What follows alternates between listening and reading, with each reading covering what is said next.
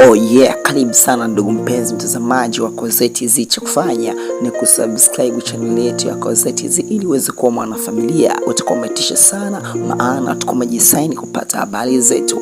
Kwa jina langu naitwa Moses, kijana wa habari ambaye nakuletea zile habari zilizokiki, yani on trending.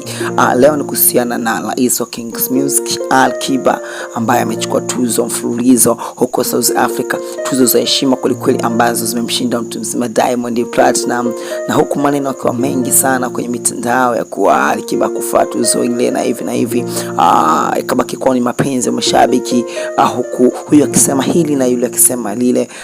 Ni mwakilishi wetu katika tuzo hizi za Afrika ya mtu mzima. Alikiba alifunguka mengi kuhusiana na tuzo hizo baada ya kuzichukua mara 2 mfululizo. Kama amejiwekea rekodi ya kutosha kabisa, huko akiwaangusha baadhi ya mastaa wa South Africa na mastaa wa Nigeria kwa kazi kubwa ambayo amekuwa akifanya. Watu wamekuwa appreciate kile kitu ambacho amekuwa akifanya katika muziki wake wa Bongo Flava. Like, share na comment na subscribe.